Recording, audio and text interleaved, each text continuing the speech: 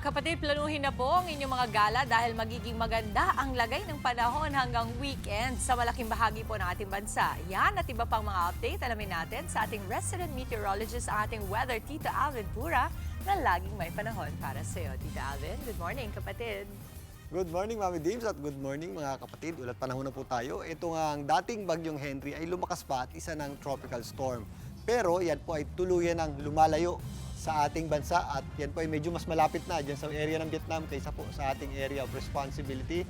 Kasabay po ng paglayo niyan, hinihila niyan papunta sa kanya yung ating habagat o southwest monsoon. Sa katunayan, magkakaroon pa tayo ng tinatawag na monsoon break ngayong weekend. Ibig sabihin po niyan, wala pong epekto sa atin yung habagat at ito lamang easterlies ang weather system makaka-apekto sa ating bansa. At ang translation din po niyan at ang implikasyon po niyan is magiging maganda po at maliwalas ang panahon natin sa malaking bahagi na po yan ng ating bansa.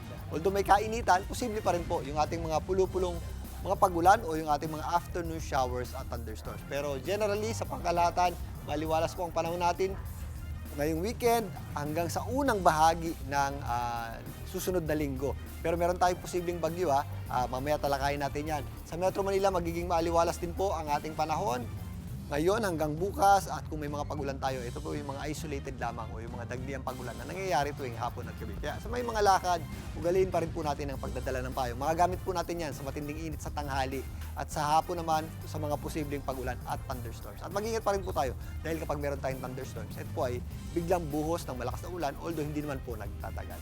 Bago na mga kapatid, ang ating araw po ay sumikat kaninang 5:31 ng umaga at muli po yung lulubog mamaya 6:29 ng hapon. At mamaya nga, talakayin natin itong posibleng super typhoon Inday na maaaring pumasok sa ating area of responsibility sa susunod na linggo. At yan muna latest sa ating lagay ng panahon. Muli ako po ang inyong weather, Tito Alvin, na laging may panahon para sa iyo. Mga kapatid, dito Alvin Pura po na laging may panahon para sa iyo, umaraw man o umulan, dapat laging handa. Kaya para maging updated sa pinaka-latest weather updates, mag-follow at mag-subscribe na sa social media pages ng News 5.